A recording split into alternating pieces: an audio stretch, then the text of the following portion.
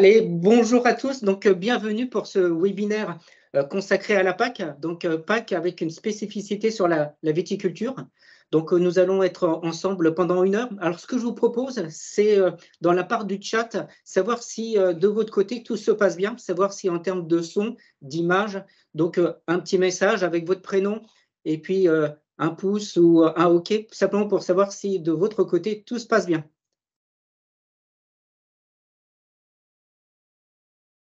Ok, merci Marie. Je suis très heureux d'être avec Laure, Laure Ligonière. Donc, peut-être te présenter en quelques secondes. Ok, bonjour à tous. Alors, Laure Ligonière, je suis conseillère d'entreprise et notamment référente PAC. Et donc, on va passer 1 heure ensemble pour pouvoir échanger sur le sujet de la PAC et de la viticulture. Avec nous, on a Isabelle Defrocourt de la FAV. Isabelle, pour ceux qui ne te connaissent pas, un petit mot. Oui, bonjour à tous. Isabelle Defrocourt, je dirige la Fédération des associations viticoles.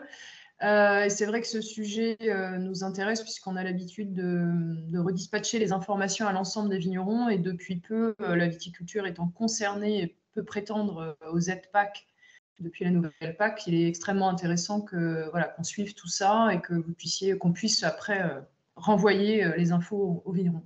Merci. Effectivement, Isabelle, je rebondis par rapport à ce que tu dis. Effectivement, un certain nombre de viticulteurs n'ont pas forcément toute l'information, notamment qu'ils peuvent être éligibles dans certaines conditions aux aides PAC. Donc, ça nous paraissait important de faire le point là-dessus. Comment va se dérouler cette heure-là? Laure va nous faire une présentation, donc vous allez avoir bien sûr une présentation PowerPoint et nous allons nous arrêter de temps en temps pour répondre à votre question. Donc n'hésitez pas dans la barre de conversation à mettre vos questions. Laure, qu'est-ce que la PAC? Parce qu'entre les DPB, l'éco-régime, on a besoin que tu nous éclaircisses un peu. Eh bien, on va essayer d'éclaircir tout ça et n'hésitez pas avec vos questions. Si on est sur d'autres modules, si vous avez d'autres questions que ce que je vais apporter, n'hésitez surtout pas. Petit point, la présentation est en cours. Pareil, Marie, un petit message. Est-ce que vous voyez bien le diaporama? C'est tout bon. Ok, merci. Donc, la PAC. Donc, la PAC, comme le disaient Christophe et Isabelle, on est rentré dans une nouvelle PAC depuis le 1er janvier de cette année, avec une nouvelle mouture et par conséquent, le nombre de viticulteurs qui auparavant soit ne déposaient pas de dossier PAC ou alors le faisaient pour d'autres spécificités, ont accès dorénavant à des aides PAC. Petit rappel par rapport à la PAC, c'est que tout à chacun, en tant qu'agriculteur, vous avez une SAU, bien entendu. Elle peut être diminuée afin d'avoir une SAU admissible. Par là, on va entendre des surfaces non agricoles qui ne peuvent bénéficier d'aide. On va avoir dessus des DPB. DPB, j'y reviendrai juste après. Il s'agit du droit d'entrée à la PAC. Alors, pour bon nombre de viticulteurs, historiquement, vous n'aviez pas de DPB ou alors pour les plus anciens de DPU, mais on va voir juste après comment vous pouvez en obtenir et par conséquent obtenir un droit d'accès à la PAC. Nouveauté depuis cette année, c'est les éco-régimes. Les éco-régimes, vous pouvez en entendre parler en campagne. On va avoir 3 voies d'accès pour pouvoir y prétendre. Et en fait, c'est ces montants-là que les viticulteurs vont aussi pouvoir aller chercher, chose qui jusqu'à présent n'était pas possible. Donc ça concerne tous les agriculteurs, quelle que soit leur production. On va rajouter à cela le paiement redistributif. C'est un paiement supplémentaire qui est accordé aux agriculteurs. Il est sur la base de 52 hectares avec une transparence GAEC qui s'applique. Donc, jusqu'à 4 associés, vous pouvez quadrupler en fait cette surface-là avec un montant qui est d'environ 48 € à l'hectare. Alors moi, je suis viticulteur, je vois SAU, DPB, éco-régime. Comment je me trouve par rapport à repère par rapport à alors, du coup, la SAU, c'est bien entendu votre surface globale que vous avez. Les DPB, c'est ce qu'on va appeler les droits à paiement de base et c'est ce à quoi on va revenir juste après de dire comment on y accède, comment on fait pour rentrer à la PAC. Et les éco-régimes, c'est des aides volontaires, non obligatoires au sens de la réglementation, mais qui sont ouvertes à partir du moment où vous avez un DPB ou une portion de DPB sur votre exploitation. On va avoir, si jamais parmi vous, des personnes font d'autres activités que de la viticulture, vous allez pouvoir voir le panel d'autres aides PAC qui peuvent s'ouvrir à vous. Donc, on va avoir des aides animales liées aux UGB pour les bovins, des aides ovines, des aides caprines. On va avoir des aides sur tout ce qui est les cultures de houblon, de riz, de blé dur. Alors, pour la région Centre-Val de Loire, nous ne sommes pas concernés par le blé dur parce qu'on n'est pas dans une région reconnue. Pour ça, il va falloir s'exiler dans d'autres régions françaises. Le riz, on n'en a pas encore, mais pourquoi pas. Et le houblon, on peut potentiellement être concerné. On va avoir également des aides sur des cultures plus spécifiques, type fixatrice d'azote. Donc ça, c'est bien des aides complémentaires qui peuvent être demandées lors de la déclaration PAC et qui sont uniquement des aides surfaciques. On va avoir des aides également sur tout ce qui est culture de chanvre, de pommes de terre de ficulterie, de tomates notamment et fruits transformés sous condition d'avoir des contrats avec des industriels. À cela, on va rajouter une nouvelle aide sur des toutes petites surfaces, c'est-à-dire des exploitations qui vont faire moins de 3 hectares, des aides liées au maraîchage. Donc ça peut être des aides auxquelles vous pouvez prétendre si vous avez d'autres cultures, d'autres productions type animal, autres que la viticulture. À cela, on va rajouter, alors là, ça s'adresse plus au type élevage, c'est qu'en zone défavorisée, on va avoir des aides qui s'appellent ICHN. On va avoir des aides MAEC que vous pouvez prétendre en fonction de votre situation géographique, en fonction de vos cultures. C'est des contrats d'engagement avec l'État qui sont sur 5 ans. Et on va avoir pour potentiellement un certain nombre d'entre vous des aides à la conversion et au maintien bio. Toutes ces aides-là sont à faire, ces demandes d'aide sont à réaliser sur la période du 1er avril au 15 mai. Et ça, j'y reviendrai tout à l'heure par rapport aux dates, aux délais, etc. Les aides PAC, on ne l'a pas dit dans le préambule, mais les aides PAC sont des aides qui sont des subventions données par l'Union européenne aux agriculteurs.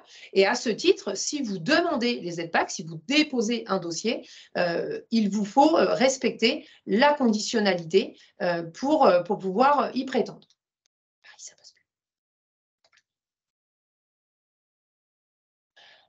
Alors, si on reparle des DPB, comme Christophe me posait la question, qu'est-ce que ce DPB? Il va falloir, pour ce faire, le DPB, c'est droit à paiement de base. Il concerne tous les agriculteurs actifs. Gardez bien ce terme en tête, étant donné que depuis la nouvelle PAC, depuis le 1er janvier, il y a cette notion d'agriculteur actif. Pour vous faire un résumé simple, un agriculteur actif, ça va être un agriculteur qui, au-delà de 67 ans, ne perçoit pas la retraite, quelle qu'elle soit, agricole ou non, et qui est bien affilié à l'ATEXA auprès de la MSA. Ça, c'est le cas le plus courant. Si vous êtes dans des montages sociétaires, si vous êtes dans des cas plus complexes, n'hésitez pas à revenir vers nous pour qu'on puisse voir si votre éligibilité à la PAC est toujours OK ou non, et pour pouvoir faire le point. Les DPB, donc agriculteurs actifs, il faut au moins posséder une portion de DPB. Donc, si vous avez 1,5 hectare, vous possédez 1,5 DPB. OK, pas de problème. Vous rentrez, vous avez votre porte d'entrée à la PAC. Les DPB, comment ça fonctionne? Alors, on va avoir plusieurs possibilités. Un agriculteur qui va être installé depuis plusieurs années. Si on prend la spécificité de la viticulture, qui pour bon nombre d'entre vous n'avez pas de DPB sur vos exploitations, il va falloir que vous fassiez un transfert de DPB depuis une autre exploitation vers la vôtre.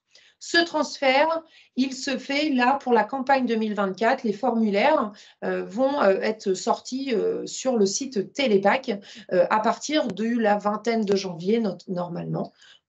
Donc, attendez un petit peu pour faire vos démarches parce que je ne suis pas sûre que l'administration reçoive les formulaires 2023 pour 2024. Donc, gardez-vous ça en tête. Alors, je suis curieux parce que transfert de DPB, comment je m'y prends? Il faut que je trouve un voisin, c'est sur le bon coin que je les trouve. Comment je fais pour acquérir ou faire un transfert de DPB? Alors effectivement, Christophe, il n'y a pas de bourse officielle qui existe de DPB. Officiellement, il n'y a pas de transfert monnayable. Je dis bien officiellement. Donc, le bouche à oreille, le Bon Coin, d'autres sites internet de transactions, j'ai envie de dire, peuvent être là, mais c'est bien un transfert depuis une autre exploitation. Donc, il peut y avoir des agriculteurs, soit qui approchent de la retraite, qui ont des DPB du coup qui ne vont plus être exploités sur leur exploitation, donc ils peuvent vous être transférés. Il peut y avoir, comme je vous disais, un certain nombre d'agriculteurs ne sont plus agriculteurs actifs au sens de la PAC, donc c'est également un réservoir de DPB qui peut être porté, mais le bouche à oreille reste une des solutions les plus fiables, j'ai envie de dire, pour pouvoir accéder au DPB. Même si vous avez, je prends 15 hectares, un seul DPB va vous permettre d'activer la PAC et notamment les éco-régimes sur l'ensemble de votre exploitation. Donc ça, c'est un point important, c'est que pour les viticulteurs, pour avoir accès à certaines aides type éco-régime, un seul DPB est suffisant. Oui, okay. Une seule portion de DPB. Je vais même plus loin, c'est qu'en fonction des surfaces, vous pouvez récupérer les DPB, on n'est pas à l'unité, on va avoir des 5,21 par exemple. Donc, vous récupérez une portion de DPB que vous affectez, vous transférez dans votre portefeuille. Les documents, on va en reparler tout à l'heure, mais les documents doivent être transférés à la DDT avant le 15 mai 2024. Donc, là, vraiment, si vous n'en avez pas, vous vous dites potentiellement, ça peut être intéressant pour moi. C'est bien avant le 15 mai 2024 que les documents doivent être transférés pour le Loir-et-Cher, mais comme partout en France, à la DDT de votre département. Les valeurs sont propres à chaque agriculteur. Chaque agriculteur va avoir un portefeuille personnel de DPB. Et là, par contre, moi, je vais pouvoir vous donner des moyennes, mais c'est bien au moment du transfert que vous aurez le montant unitaire de votre DPB. Ça, je ne suis pas en mesure de pouvoir vous le donner. Donc, une moyenne? La moyenne, sur le Loir-et-Cher, elle était de 114 € il y a 2 ans. Là, on a, je crois que je l'ai mis juste après, très bonne transition, Christophe, on a une convergence des DPB qui se fait d'ici 2027 et qui va remonter la moyenne des DPB français autour de 120-123 €. Donc, dès cette année, les agriculteurs qui ont déjà des DPB en portefeuille vont avoir une revalorisation de ces valeurs-là.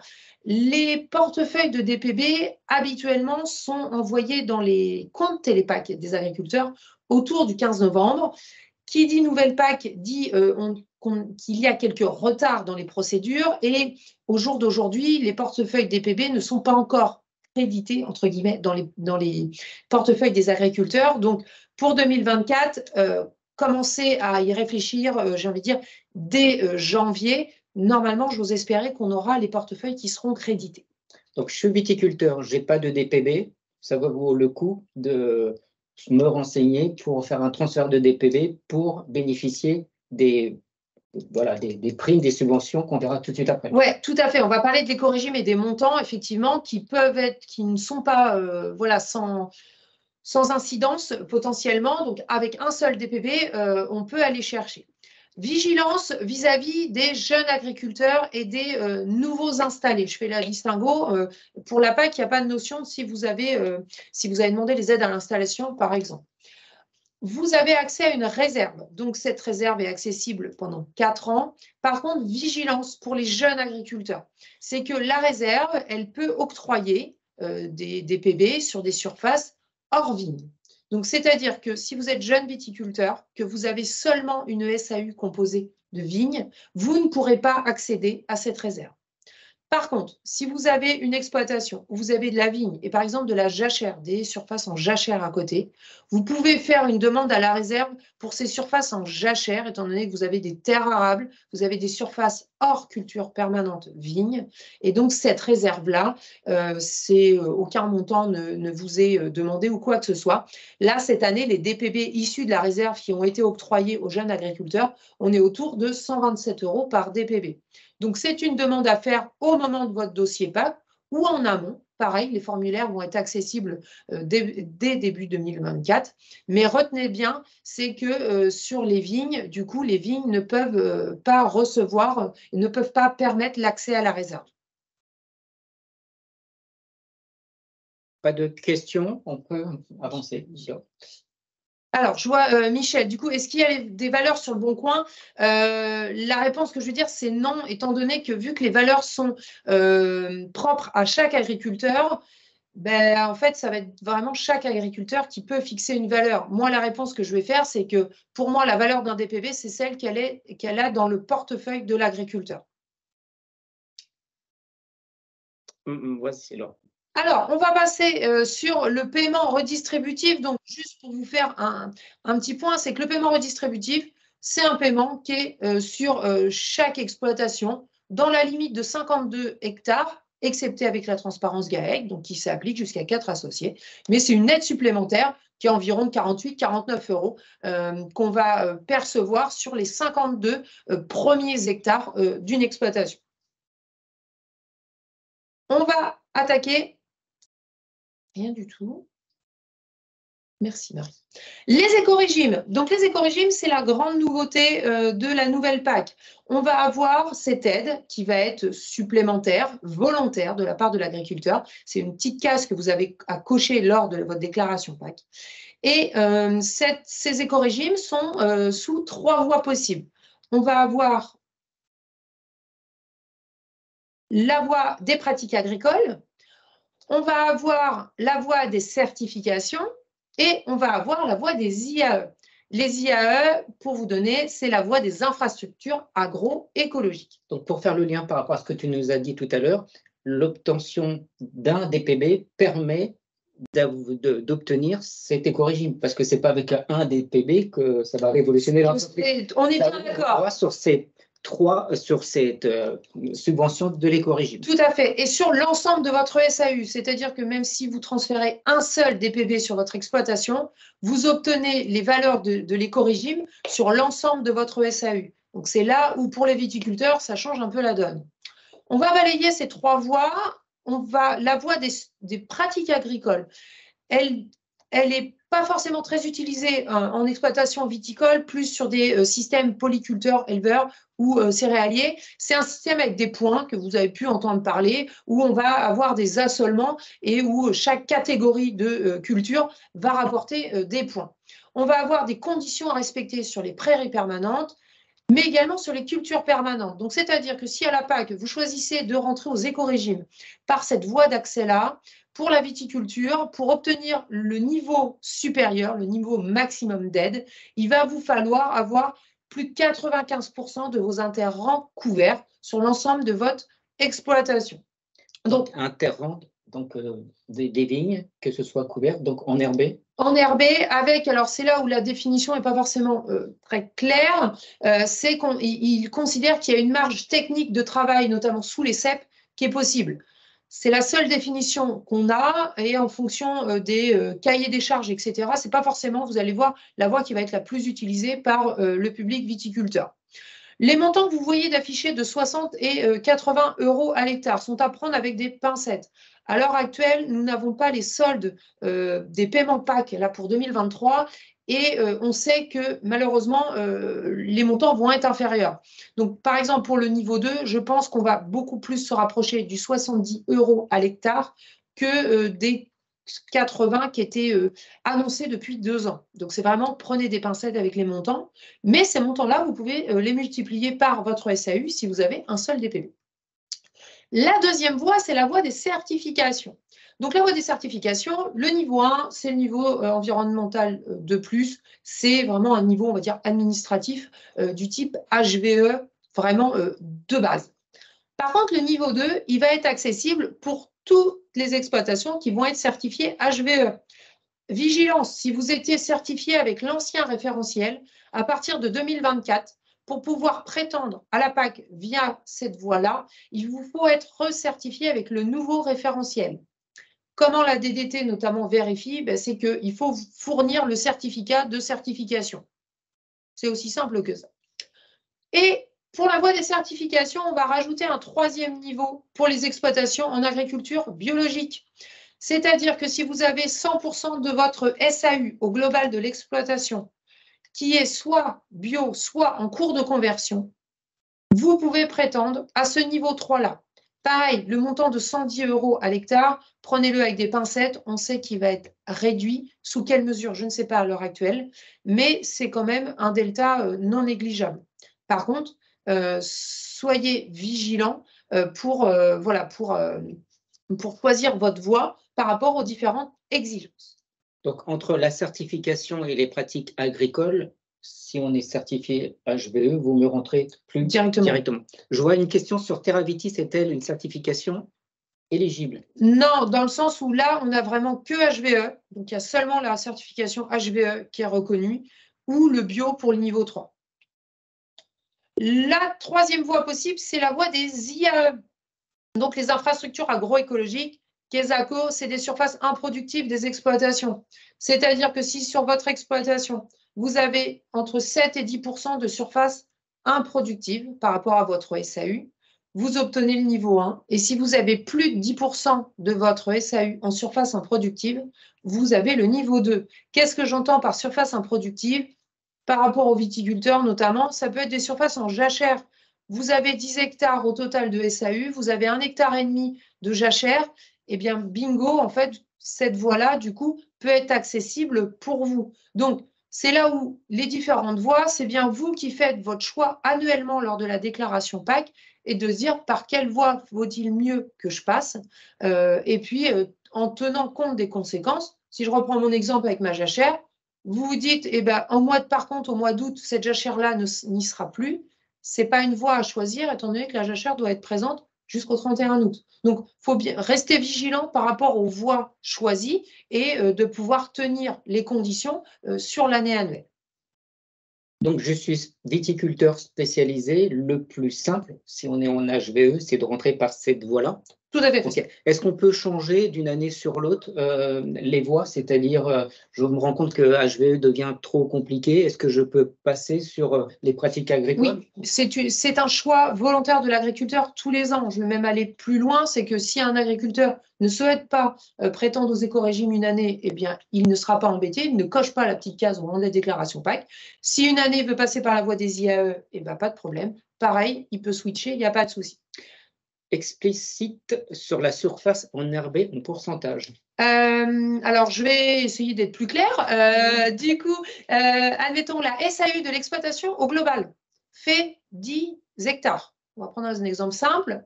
10% de 10 hectares, ça fait 1 hectare. Je ne me suis pas trompée dans les calculs. Donc, la surface en jachère, c'est au-delà d'une surface en herbe. C'est bien une surface qui est déclarée en jachère, donc qui respecte les conditions d'une jachère en termes d'implantation, c'est-à-dire qu'elle doit être présente, couvrante, entre le 1er mars et le 31 août, respecter, alors pour le Loir-et-Cher, la période de non-broyage qui est entre le 10 mai et le 30 juin, et elle ne doit pas être valorisée entre le 1er mars et le 31 août. Et donc cette surface-là, si je reprends mon exploitation de 10 hectares, pour accéder au niveau 2 par la voie des IAE, il faut avoir plus d'1 hectare sur les 10 hectares qui soit déclaré en jachère. Je pense que la question est sur l'enherbement des vignes. Voilà, il faut qu'on se remette dans le contexte.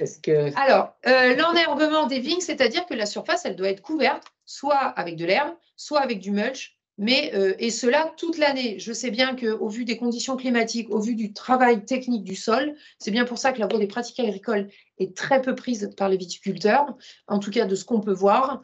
C'est vraiment, il faut que tous les rangs soient couverts toute l'année. On poursuit? On poursuit. Juste si jamais j'ai des viticulteurs qui ont aussi des cultures et qui veulent voir, mais ce tableau-là, vous le retrouvez un petit peu partout, il n'y a pas de problème pour que, après ce webinaire, vous puissiez me contacter, qu'on échange. C'est le fameux tableau des points qui est fortement maintenant connu par vos collègues qui ont des grandes cultures notamment, où en fait chaque culture est catégorisée. Donc les vignes ne rentrent pas dedans. Par contre, si vous rentrez par la voie des pratiques agricoles, il vous faut satisfaire sur vos terres arables, si vous avez des céréales notamment à côté, eh bien, il vous faut satisfaire d'avoir 5 points pour le niveau 2 avec vos cultures. Et sur les vignes, il faut avoir un taux d'enherbement à plus de 95% à l'année. Donc là, ce tableau-là, c'est le détail de la voie des pratiques agricoles. Tout à fait. Juste à côté. D'accord. Alors, une autre aide qui peut être accessible du coup pour les jeunes agriculteurs. Alors, complètement déconnecté de si vous avez demandé les aides ou non par rapport à l'installation. Là, c'est vraiment un paiement, une aide complémentaire aux jeunes agriculteurs que vous allez pouvoir prétendre. Quelles sont les conditions? Eh bien, c'est les mêmes que tout à l'heure. Il faut être agriculteur actif et avoir au moins un DPV ou une portion de DPV. Donc, si vous demandez la PAC, on a vu que c'était quand même la condition pour y prétendre. Donc, normalement, ça devrait être bon. Ensuite, comme vous le voyez à l'image, c'est qu'on va avoir des clauses par rapport aux notions du fait que vous soyez en première installation. Donc, c'est vraiment, vous êtes reconnu pour la première fois agriculteur, que vous réalisez votre première déclaration PAC dans l'année qui suit votre installation et que vous avez au moins les diplômes qui sont nécessaires. Donc, vous avez les différentes possibilités en fonction de votre cas. Vous avez accès à cette aide-là pendant 4 ans.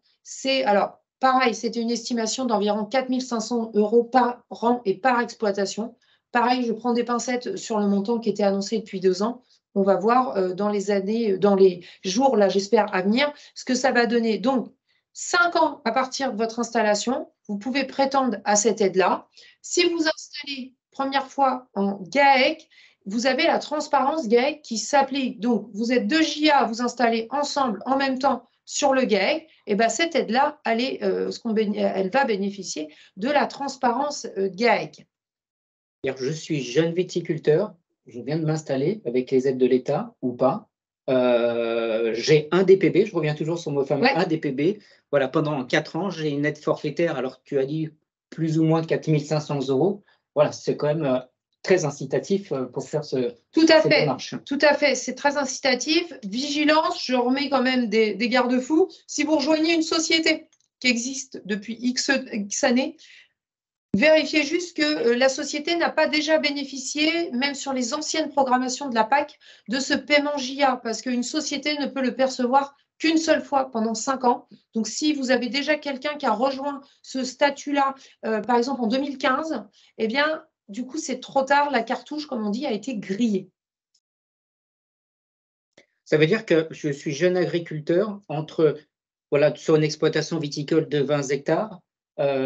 Grosso modo, sur l'éco-régime, ça fait entre 1 600 et 2 000 € chaque année. Plus cette aide-là, ça commence à faire une somme assez conséquente et intéressante. OK.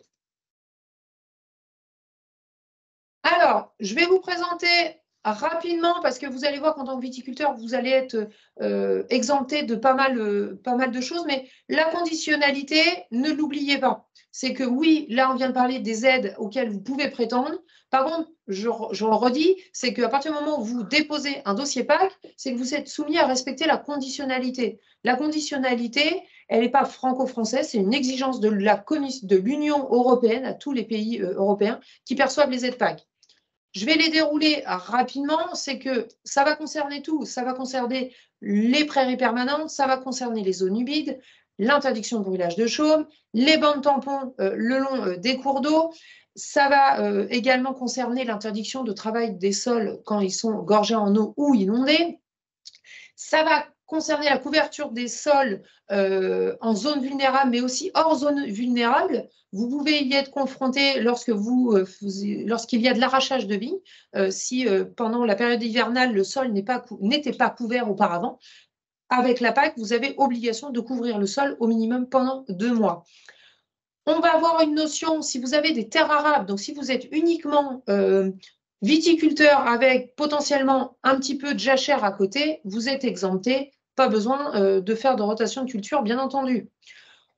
On va reparler de tout ce qui est maintien des particularités topographiques, et là je vais revenir avec les IAE, les éléments improductifs, mais pareil, si vous avez uniquement de la vigne, du coup, vous êtes exempté de ça. Et la dernière, c'est si jamais vous avez des prairies permanentes en zone Natura 2000, donc on a une portion du département 41 qui est concernée, vous avez interdiction de les retourner, elles doivent rester en place. Voilà, un petit tour rapide sur la conditionnalité. Si vous avez des questions précises, on pourra y revenir. C'est vrai que tu es passé assez rapidement parce que par rapport à notre public viticulteur, ils sont très peu concernés, excepté par la couverture des sols, où là, c'est juste une vigilance. Si jamais certaines vignes sont arrachées et qu'elles se retrouvent en période hivernale non couvertes, du coup, elles ne peuvent plus rester couvertes, et ça, qu'on soit en zone vulnérable ou non. Okay. Alors moi, j'ai entendu sur le terrain qu'une des conditionnalités, c'est d'avoir son DURP à jour. Je le vois pas. Il arrive, Christophe, il arrive. Ok, d'accord. Donc là, il y a effectivement une nouveauté de 2023, c'est la conditionnalité sociale. Celle-ci, c'est une des grosses nouveautés qui arrivent. Ce n'est pas des contrôles supplémentaires, comme on peut entendre. Non, c'est vraiment un respect de la réglementation des droits du travail. Donc effectivement, un des plus gros points, comme tu le disais, Christophe, le DUERP, donc le document unique, bien souvent, voilà, les exploitations qui peuvent avoir des salariés, temporaires ou non, ou permanents, doivent l'avoir. Donc, c'est vraiment de voir, c'est vraiment le respect de la réglementation du travail. Si vous embauchez des salariés, de bien respecter le droit du travail français par rapport à toute la législation. Si vous souhaitez avoir plus de renseignements, parce que je ne vais pas m'étendre plus là-dessus, mais n'hésitez pas, pareil, à revenir vers nous. Il y a des choses qui se sont faites depuis un an pour vous accompagner à être OK là-dessus et pouvoir voilà, mieux vous accompagner et puis voir ce qui peut être réalisable dans votre exploitation. Par rapport à la conditionnalité, c'est sûrement un des points, je ne veux pas dire de vigilance, mais où les viticulteurs sont concernés, parce qu'ils reçoivent du public, ils ont très souvent des salariés. Tout à fait. Ils reçoivent des conseillers, donc là, le DUERP est obligatoire. Voilà, si vous avez, j'ai envie de dire, des salariés, que ça soit occasionnel ou permanent, je le répète, parce que vous pouvez avoir de la main-d'œuvre temporaire, mais justement, vous êtes aussi concernés. Donc, n'hésitez pas à revenir vers nous pour pouvoir faire le point par rapport à OK, moi, dans mon cas, à quoi je suis soumis et comment je fais, et puis qu'est-ce que je peux mettre en place. Alors, je prends… une question. Il y a des questions qui arrivent. Éco-régime, Bioviti sont compatibles avec les aides France Agrimaire pour les chais? Alors là, est-ce que Christophe ou Isabelle, vous avez plusieurs… Isabelle, ajouter des éléments de vive voix. Isabelle, on va te laisser… La voix. Oui, merci. Donc, je vous confirme que oui, parce qu'on n'est pas on n'est pas sur les mêmes dispositifs. Là, on est sur le premier pilier. Vous allez me dire le CM aussi, mais le CM, c'est spécifique vigne et spécifique viticulture. Donc, bien entendu que tout est cumulable. À partir du moment où on n'a pas les aides, 2 fois les aides sur la même chose. Donc, il n'y a pas de souci. Moi, ce que je voulais rajouter et ce qui est extrêmement important, c'est de bien dire aussi aux vignerons qu'ils ont l'obligation de faire une déclaration PAC durant les 3 années qui suivent la perception d'une aide à la plantation.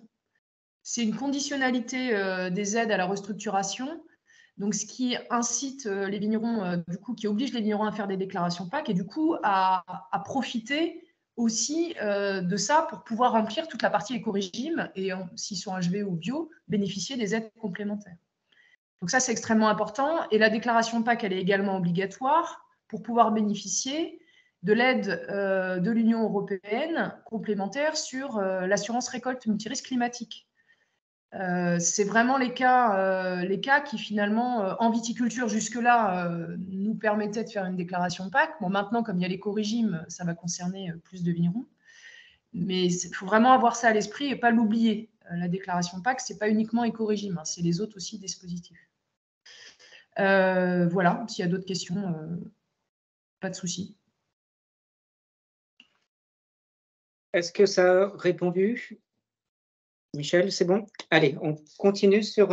Alors, sur les modalités pratico-pratiques, là, on a vu les aides, où est-ce que vous pouviez aller, ce qu'il faut respecter. Isabelle, merci d'avoir complété avec des éléments que je n'ai pas forcément, moi, dans ma tête.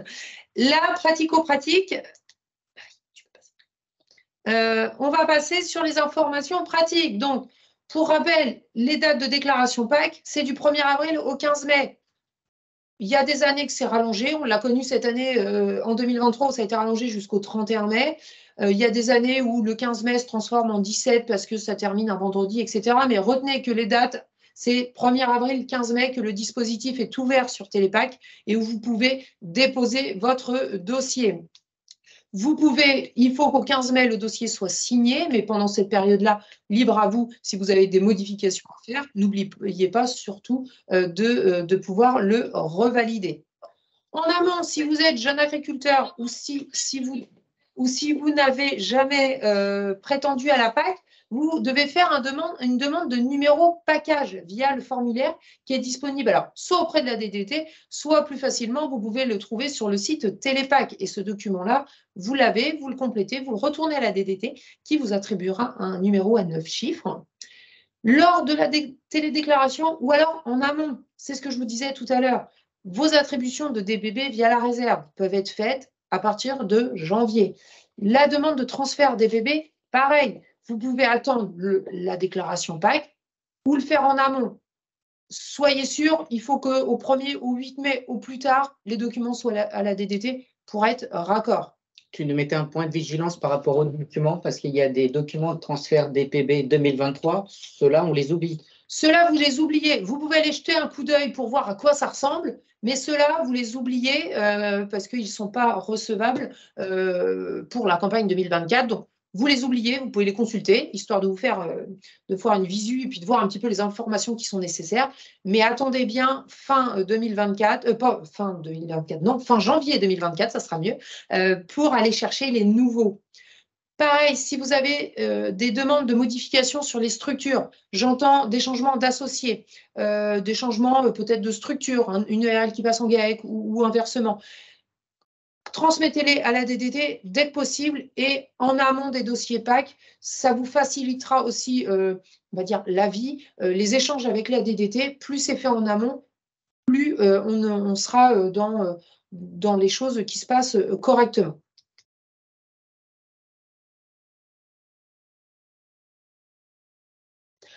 Alors, pour les informations pratiques, je vous ai remis, c'est vraiment le site Télépac. C'est où vous réalisez votre dossier PAC. C'est où vous retrouvez tous les formulaires. Donc, n'hésitez pas, vous pouvez y jeter un coup d'œil. Si vous avez besoin, je vous ai remis alors, nos coordonnées au sein de la Chambre d'agriculture. On a une adresse PAC qui est dédiée à ces questions-là. Le numéro d'appel également.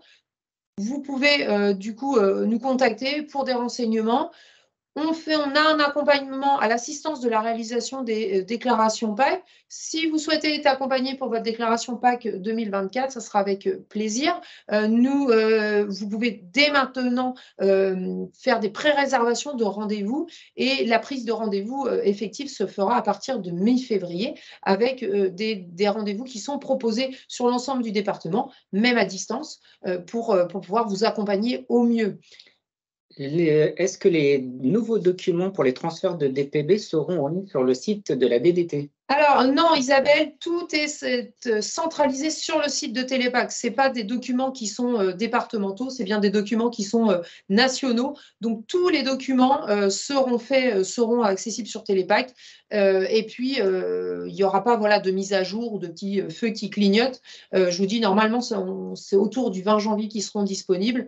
Je ne vous dis pas que ça ne peut pas être à partir du 1er février, mais aux alentours de fin janvier, ils seront disponibles exclusivement sur le site de Télépac. Si malgré ta présentation qui était très claire, j'ai encore des questions, ou doit avoir un accompagnement individuel, comment ça se passe? Eh bien, avec grand plaisir. Donc, il y a plusieurs façons de nous contacter. Ça reste les mêmes dispositifs de contact, l'adresse mail ou le numéro de téléphone, qui ensuite, les demandes me sont retransmises. On peut vous accompagner en amont des déclarations PAC pour faire le point sur votre situation spécifique, de voir un petit peu, de faire un état des lieux du montant d'aide que vous pourriez toucher. On a des outils de simulation justement qui peuvent vous voir un petit peu l'état des lieux, de se dire une projection du coup d'ici 2027, qu'est-ce que ça peut donner chez moi en fonction de mon état de situation, de où j'en suis dans ma carrière, entre un jeune qui vient de s'installer, quelqu'un qui est plutôt proche de la retraite, est-ce que ça vaut le coup ou non, comment ça se passe. Il n'y a aucun problème pour que vous preniez contact avec nous et puis avec plaisir pour vous rencontrer.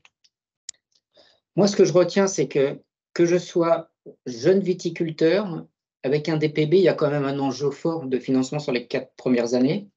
Et puis, je suis viticulteur avec l'éco-régime, il y a un enjeu, malgré tout, de 2 000 à 3 000 euros en fonction, bien sûr, de la surface.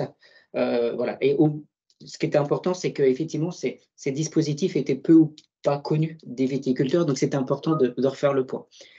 Oui, ok, Isabelle, il n'y a pas de problème pour qu'on voit ensemble la note d'information, aucun souci. Hein.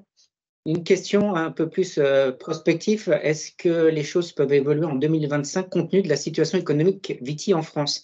En clair, est-ce que ce dispositif peut s'élargir Alors, malheureusement, la PAC, étant donné qu'elle est européenne, la PAC, elle est fixée jusqu'en 2027 pour le moment. Le dispositif, c'est 2023-2027. Je n'ai pas de boule de cristal de dire à quoi ça va ressembler après. On l'a vécu sur la dernière programmation. Il devait nous emmener de 2015 à 2020. On a débordé jusqu'en 2022 du fait des négociations au niveau de l'Europe.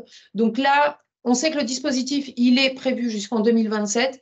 Il n'y a pas de, excepté des possibles potentiels, je ne sais pas quel mot mettre, dérogations, mais on l'a vu sur 2024, on n'a plus de dérogations sur certaines situations. Donc, non, malheureusement, même si la situation économique Viti en France peut être compliquée, la PAC n'évoluera pas en fonction de ça, c'est bien des moutures européennes et celle-ci va jusqu'au moins en 2027. On peut arrêter le partage d'écran, comme ça nous permettra de... Non, j'avais juste une petite diapo comme ça. Donc merci. On va arrêter le partage d'écran, simplement qu'on puisse répondre, déjà nous voir, et puis ça va être à gauche. Non, on voit à gauche. C'est bon. Nous avons quelques minutes devant nous avant de conclure. Si vous avez encore des questions.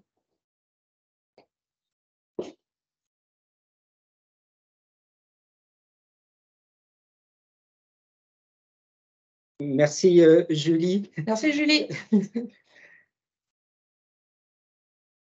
Donc, ce que je vous propose, c'est de conclure et puis de te remercier Claire, Laure, Claire, sur ta présentation très claire, Laure.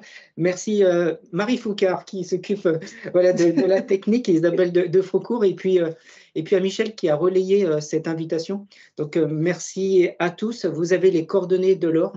On vous laissera en page pour finaliser donc les coordonnées de Laure avec bien sûr la boîte mail qui est pac-loire-et-cher.chambagry.fr si vous avez des questions. Merci à tous. Merci beaucoup et puis bonne fin de journée à vous et bonne fête de fin d'année également.